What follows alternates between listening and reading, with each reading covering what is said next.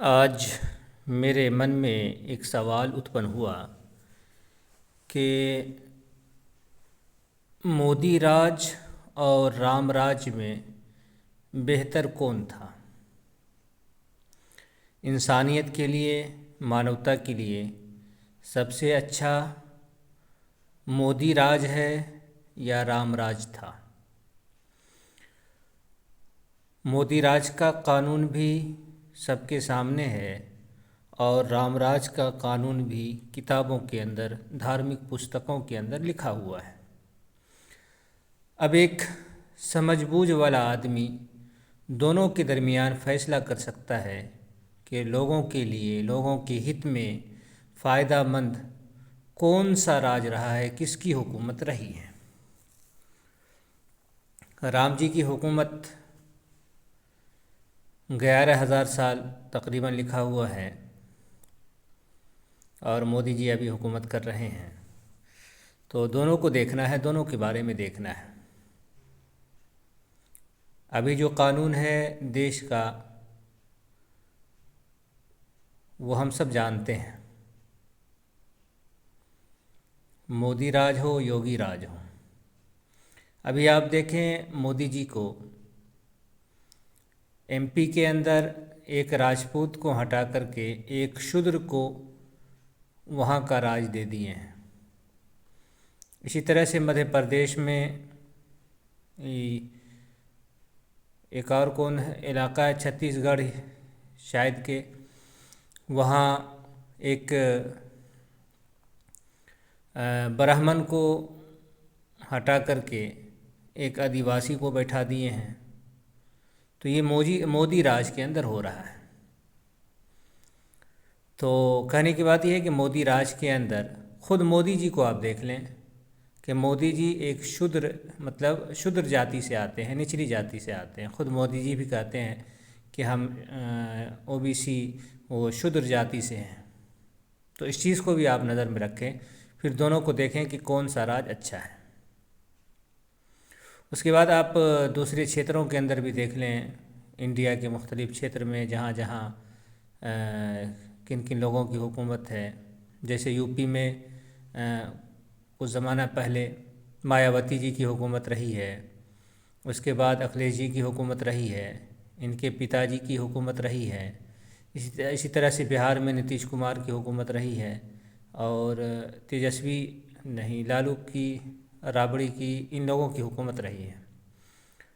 इसी तरह से आप क्या कहते हैं कि बंगाल में तो खैर बंगाल उधर वो दोनों जगह तो ब्राह्मण है।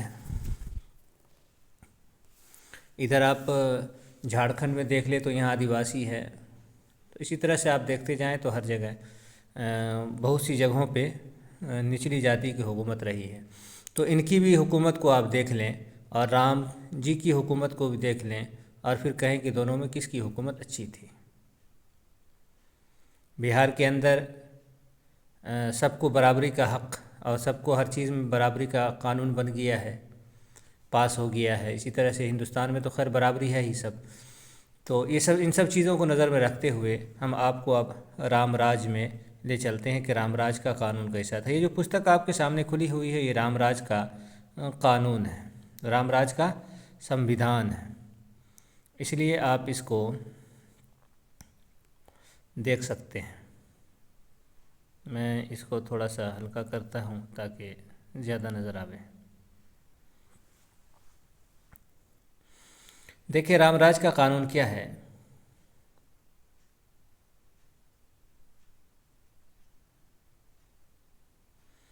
यहाँ तो ये है कि 3 वर्णों को ब्राह्मण वश में रखे। ये रामराज के अंदर था कि ब्राह्मण, जो 4 जातियाँ हिंदुओं के अंदर है उनमें से जो निचली 3 जाति है उसको अपने वश में रखे।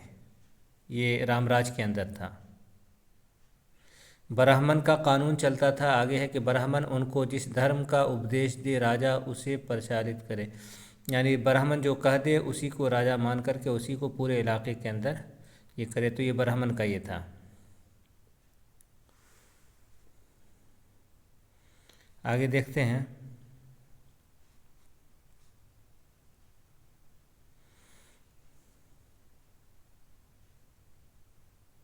यहाँ जो है 4 जाति बताया, ब्राह्मण क्षत्रिय वैश्य शूद्र, ये 4 जातियाँ हैं। ऊपर की 3 जातियाँ ऊंची जाति है, नीचे वो निचली जाति मानी जाएगी। यहाँ आप देखें, इसको भी हम कलर चेंज कर देते हैं, फिर पढ़ेंगे। यहाँ देखिए ये रामराज के अंदर क्या था कि ब्राह्मण के 6 कर्म है, पढ़ना पढ़ाना यज्ञ करना कराना दान और प्रतिग्रह। क्षत्रियों के 3 कर्म है, अध्ययन याजन और दान। शास्त्र के अनुसार प्रजा पालन भी क्षत्रिय का धर्म है, उससे ही जीविका निर्वाह करें। वैश्य के भी 3 है, खेती लेन देन पशुओं का पालन और सूद लेना, ये वैश्य की वृत्ति है। और इन तीनों जातियों की सेवा करना ये शूद्र का धर्म है। तो यहाँ आप देखिए रामराज के अंदर शूद्र का धर्म जो है वो ऊंची जाति की, ऊपर की तीनों ऊंची जाति की सेवा करना है। तो अब इससे आप समझ सकते हैं कि रामराज के अंदर शूद्र जो हैं, जो आज भी 90% हैं, एक बड़ी आबादी है, ये सिर्फ सेवा यानी ग़ुलामी का काम करते थे, ग़ुलाम थे, दास जिसको कहते हैं, खिदमत करने वाला, दूसरे की ग़ुलामी करने वाला। तो ये जो है ऊपर के ऊंची जाति की ग़ुलामी करते थे ये लोग। ये रामराज के अंदर कानून बना हुआ था। तो रामराज के कानून के अंदर शूद्र की ये हैसियत थी। और फिर आप मनुस्मृति देख लें कि शूद्र के बारे में क्या है, इसके अंदर भी देख लें। इस पुस्तक के अंदर खुद 18वें अध्याय के अंदर ये बात आई है कि शूद्र शमशान के मानिंद है। उसी में ये बात है कि शूद्र की स्त्रियों से जो चाहे संभोग कर सकता है, उसकी स्त्रियां संभोग के लिए ही बनाई गई है। तो इस तरह की बातें जो हैं ये रामराज के कानून के अंदर लिखी हुई हैं। अब देखिए मनुस्मृति के अंदर तो ये कानून है कि अगर किसी जगह, किसी देश में, किसी राज्य में, किसी इलाके में शूद्रों की हुकूमत हो तो ब्राह्मणों को चाहिए, ऊंची जाति को चाहिए कि वो इलाका छोड़ कर के चला जाए। तो इस तरह की बात कहाँ है, तो वो रामराज के अंदर है। तो आप समझ सकते हैं कि रामराज के अंदर फिर वो सारी ख़राबियाँ, सारी खामियाँ, छुआछूत, ऊंच नीच, कोई वेद सुन ले, कोई पढ़ ले तो उसकी ज़बान काट दी जाए, पढ़ने पर ज़बान काट दिया जाता था, सुनने पर शीशा पिघला के डाला जाता था। तो इस तरह की सज़ाएं होती थी। सिर्फ एक ही काम था, यहाँ देखें जो ऊपर ये बात आई है कि शूद्रों का सेवा करना, शूद्रों का एक ही काम है और वो सेवा करना है। शूद्र का एक ही धर्म है और वो है सेवा करना। इससे आप ये भी समझ सकते हैं कि जब सबका धर्म अलग अलग है तो सारे लोग हिंदू कैसे हो गए।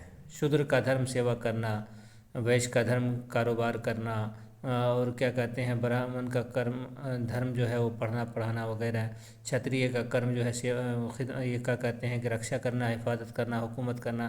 तो हर एक का धर्म तो अलग अलग है, तो फिर ये हिंदू कैसे हो गए। तो ये सारी बातें हैं। तो खैर जो बातें हम थोड़ी सी आपके सामने लेकर के आए हैं मुकाबला करने के लिए कि रामराज बेहतर है या मोदी राज बेहतर है या और भी जो इलाके हैं वो बेहतर हैं, इससे आप समझ सकते हैं कि रामराज बेहतर था या आज का राज बेहतर है। बस शुक्रिया।